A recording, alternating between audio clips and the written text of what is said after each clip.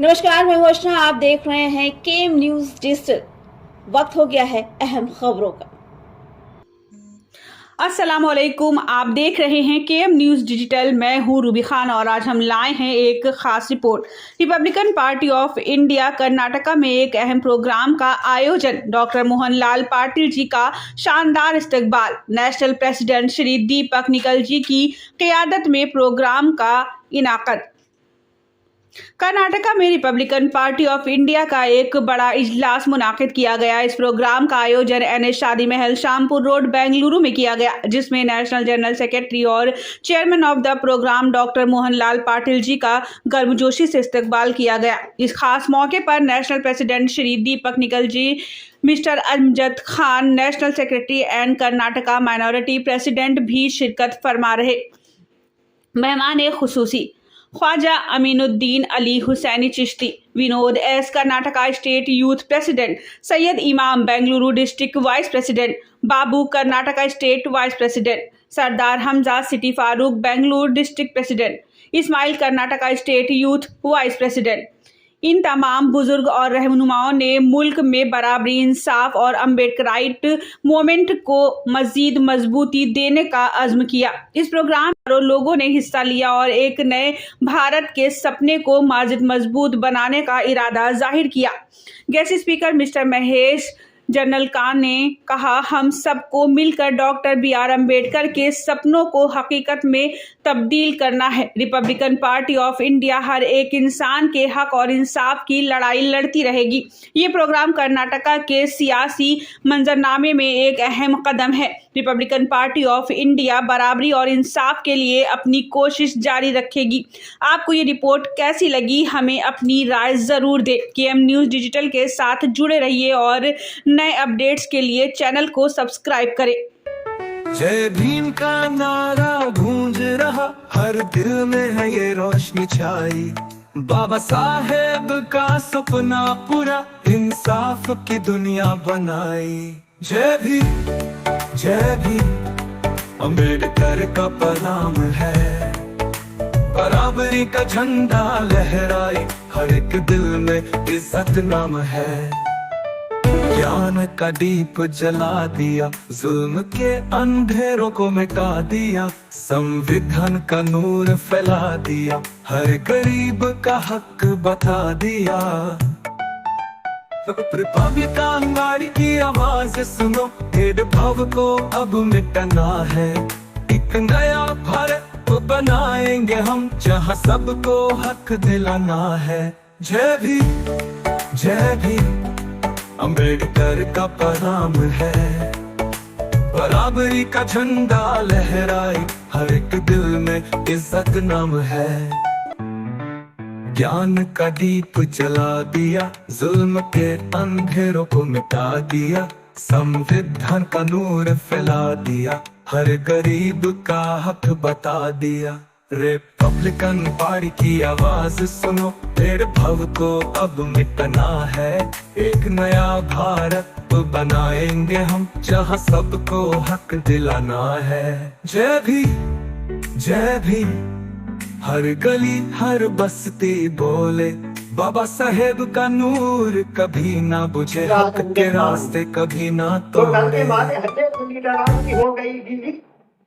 जो है हर एक लीडर की विश्वास से मैं नौजवानों से अपील करना चाहता हूँ, माँ बहनों से अपील करना चाहता हूँ कि हम जो है पाटिल साहब के हाथ मजबूत करें, इस पार्टी के हाथ मजबूत करें, ताकि हम भारत को एक नंबर 1 जो है स्टेट में जो है लेकर जाए, यानी हिंदुस्तान जो है सबसे आगे निकल कर आए, जिसमें हर एक का हिस्सा हो, जिसके अंदर हम तमाम मिलकर जो है इस पार्टी के लिए काम करेंगे, मेहनत करेंगे। जब ये संविधान बना तो हमें जो है सारी दुनिया इस तरह से चलाने का एक निजाम होता है। जैसे कि हिंदू धर्म को अगर चलाना है तो गीता का ज्ञान चाहिए, अगर मुस्लिम धर्म को चलाना है तो कुरान चाहिए, ईसाइयत को बाइबल चाहिए। तो इसी तरह हिंदुस्तान को चलाने के लिए नेशनल लीडर हमारे वास्ते शहर छोड़कर शहर को, ये एक शहर नहीं 4 शहर बदल कर क्या बोलते हैं, हमें बाबा अम्बेडकर का काम जो है बड़ी ऊंचाइयों पर लेके जाना। और ऊंचा है तो लेको जाना बोले तो मैंने तुम्हारा सबका साथ होगा, तुम्हारा सबका साथ सबका होगा। हर कोई आता है, मैं ये करता हूँ, मैं वो करता हूँ, मैं जाति करता हूँ, मैं किधर इतना बोलता है मेरे साथ चलो, मैं तुम्हारे साथ चलूँ इंशाअल्लाह। विकास भगवान साहब को जो मेरे भाई नहीं इनका सब दिलो ध्यान से शुक्रिया करो। जय भीम। ಸಂವಿಧಾನ ಶಿಲ್ಪಿ ಎಂದು ಕರೆಯುತ್ತಾರೆ. 5 ಅವರು ದಲಿತರ ನಾಯಕರೆಂದೇ ಪ್ರಸಿದ್ಧರಾಗಿದ್ದಾರೆ. ಅವರು 1956ರಲ್ಲಿ ಅವರು ಜಾತ್ಯತೀತರದ ವಿರುದ್ಧ ಡಾಕ್ಟರೇಟ್ ಪಡೆದ ಮೊದಲ ಭಾರತೀಯ ಅಂಬೇಡ್ಕರ್. 9 1956ರಲ್ಲಿ ಅನಾರೋಗ್ಯ ಕಾರಣದಿಂದ ಮರಣಿಸಿದರು. ಪಾಯಿಂಟ್ 10 ಅವರಿಗೆ 1990ರಲ್ಲಿ ಮರಣದೊಂದಿಗೆ ಭಾರತ ರತ್ನ ನೀಡಲಾಯಿತು. ಜೈ ಭೀಮ್, ಜೈ ಕರ್ನಾಟಕ. సహకరించి మేము సోదరులు మీరు లేకపోతే, మీరు ఆ రోజు సపోర్ట్ చేయకపోతే మనం ఈ దేశానికి ఒక గొప్ప వ్యక్తిని మనం కోల్పోయి ఉండేవాళ్ళం. ఆ రోజు బొంబాయిలో పోటీ చేసినప్పుడు కాంగ్రెస్ పార్టీ కానీ కమ్యూనిస్ట్ పార్టీ కానీ ఆయన ఓడించడానికి ప్రయత్నం చేసి 25 లక్షలు అప్పుడు ఖర్చు పెట్టారు. Party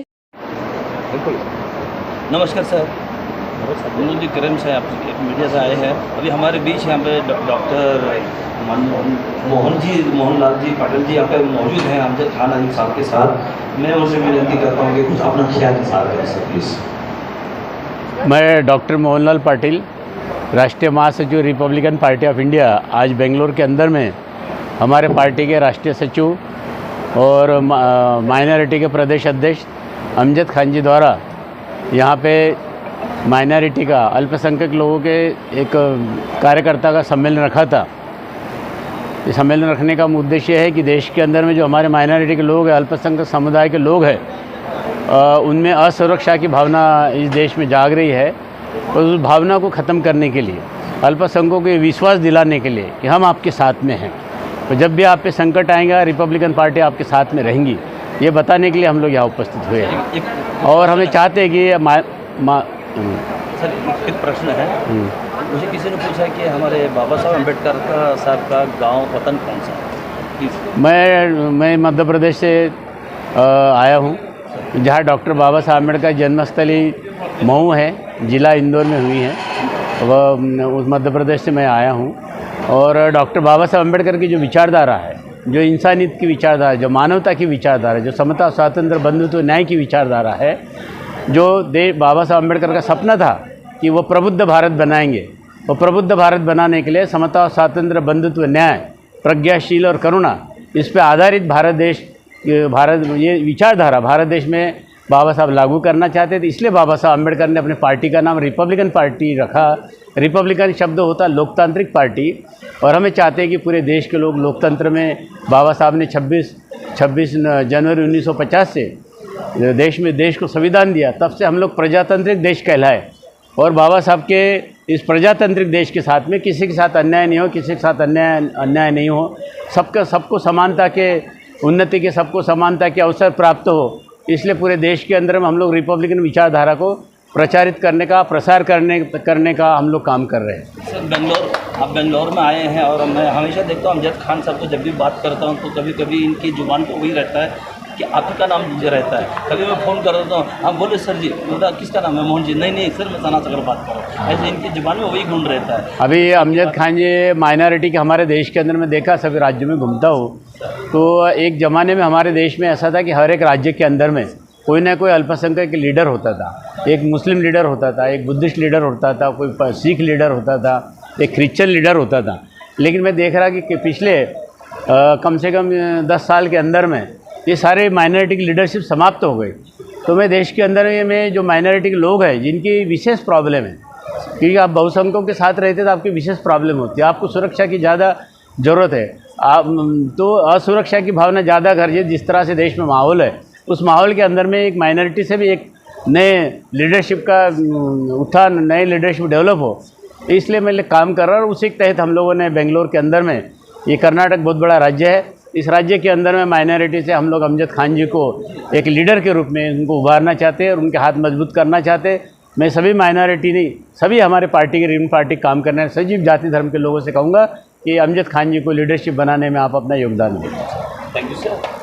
mister Amjad Khan sir ji, आपने जो अभी सर जी की जुबान से सुना है कि हमारे सर जी ने अमजद खान को चुना है, आपका ख्याल क्या है सर जी के बारे में, पार्टी के बारे में? तो सबसे पहले मैं सबको जय भीम बोलता हूँ। और जो मुद्दा मैं लेके मोहन पाटिल साहब जो हैं हमारे बुज़ुर्ग हैं, हमारे बुलाने से उतनी दूर से इतनी दूर आ रहे बोले तो उनके लिए हम अपनी जान देने में पीछे नहीं हटेंगे। धन्यवाद। अल्हम्दुलिल्लाह हम जैसों को आइसों की बहुत ज़रूरत है। तो इस वजह से जो है मुद्दा ये होता है कि मेरे नौजवान भाई जितने भी हैं जो मेरे साथ अभी भी टिके हुए हैं, दा क़यामत तक मेरे साथ ऐसे ही टिके रहेंगे, तो मैं मेरे भाइयों का दिल ऐसे जीतते हुए आगे बढ़ूँगा, सबको चीरते हुए।